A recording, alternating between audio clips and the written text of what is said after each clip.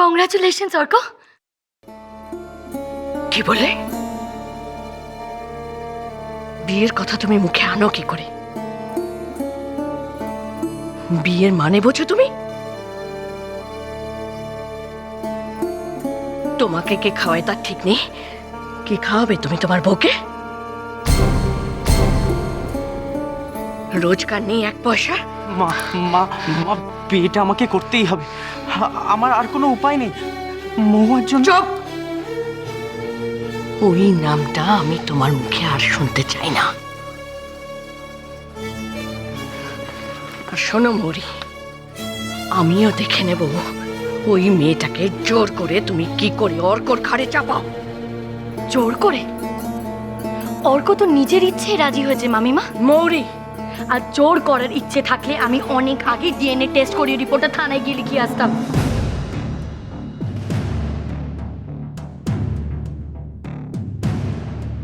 সেটা কিন্তু আমি করিনি মামিমা।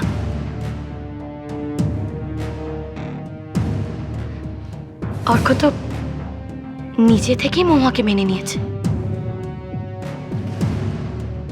এর থেকে বেশি সম্মানের আর কি হতে পারে?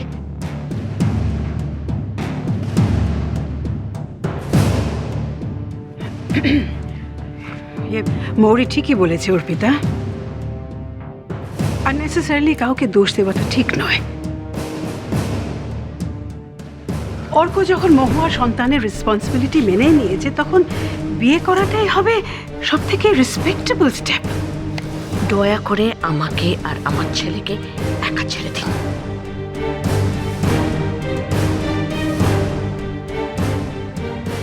আপনি এর মধ্যে একদম ইন্টারফেয়ার করবেন না।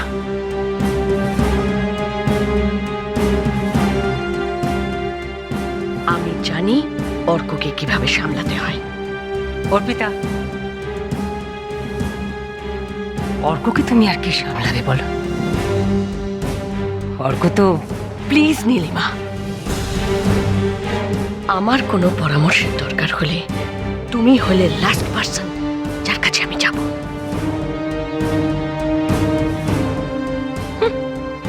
তোমার যদি বুদ্ধি থাকতো তাহলে নিখিল তোমার হাত ছাড়া হতো নাকি কোনো কালে?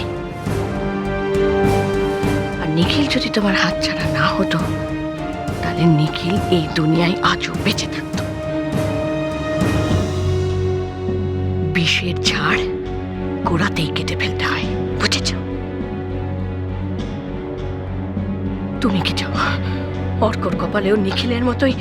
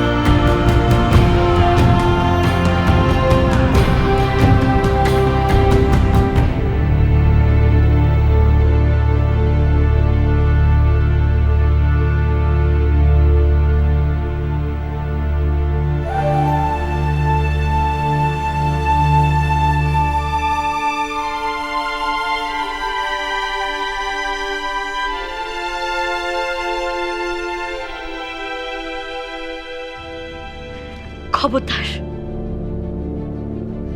ওর বিষয় যদি আর একটা আপনি কথা বলেছেন মামিমা, ওর ব্যাপারে কোনো কথা বলার আপনার কোনো অধিকার নেই। অথচ তোমাদের সবাইয়ের অর্কর ব্যাপারে কথা বলবার অধিকার আছে, তাই তো? নিশ্চয়ই আছে, কারণ সে অধিকার আপনি নিজেই আমাদের দিয়েছিলেন মামিমা। অর্ক এ বাড়িতে এখানকার দায়িত্বে থাকতে এসেছিল। তাছাড়া অর্কর বিষয়ে কথা বলার অধিকার তো সবচেয়ে বেশি আমার আছে।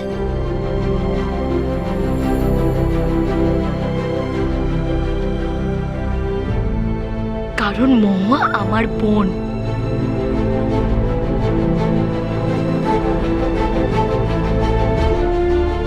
জীবনটা অর্কর জন্য নষ্ট হয়ে যাক, সেটা আমি কিছুতেই হতে দিতে পারি না মামিমা।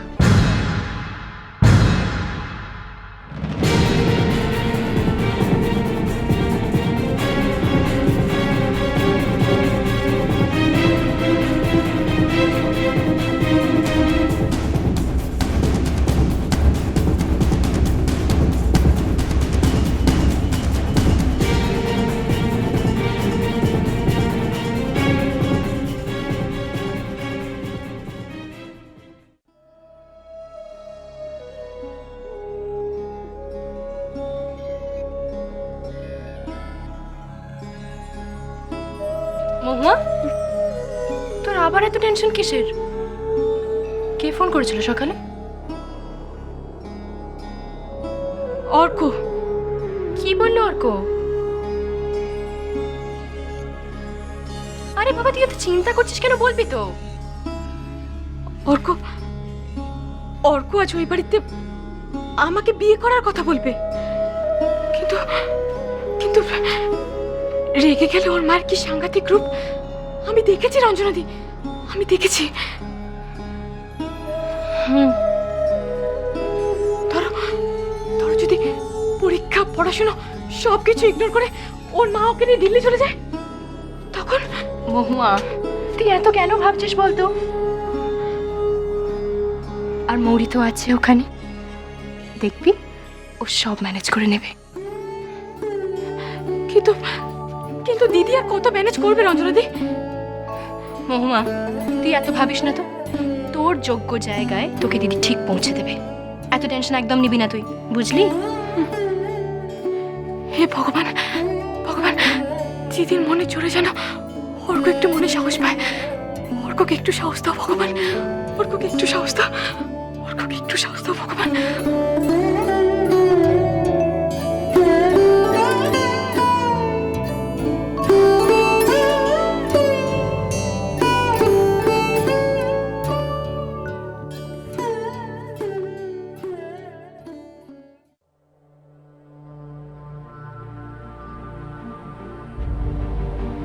দিদান, তুমি মাকে নিয়ে ভেতরে যাও। তোমরা যা খুশি করতে পারো, কিন্তু আমি বেঁচে থাকতে ওই মেয়েটার সাথে অর্কর বিয়ে আমি কিছুতেই হতে দেব না। যে যতই তোমাকে সাপোর্ট করুক, কিন্তু আমার কথা নড়চড় হবে না। অর্ক, চলো জিনিসপত্র গুছিয়ে নাও, এখানে আর এক মুহূর্তও নয়। অর্পিতা, তুমি কিন্তু তোমার ছেলের ক্যারিয়ার আর পড়াশোনা নিয়ে ছিনিমিনি খেলছো। পড়াশোনা, কেরিয়ার? ওর ভবিষ্যৎ জীবনটাই যেখানে বলি হতে চলেছে, সেখানে কেরিয়ার, পড়াশোনা এসবের কি মাহাত্ম্য? আগে তো প্রাণে বাঁচাই ছেলেটাকে। চল, আমরা দিল্লি ফিরে যাব।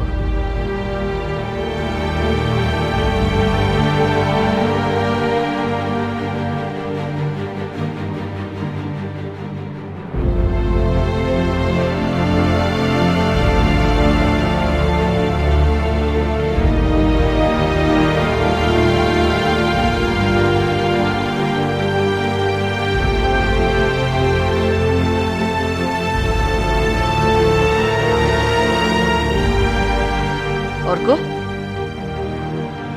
কি হলো? চল। কি হলো অর্ক? চল। আমি তোমার সাথে কোথাও যাব না মা।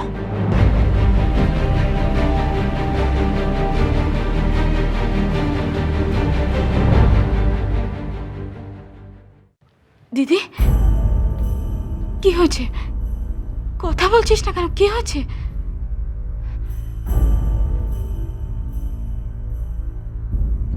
মরি, অর্ক ওর মায়ের সামনে বিয়ের কথাটা, মানে ওর মা রাজি হয়েছে।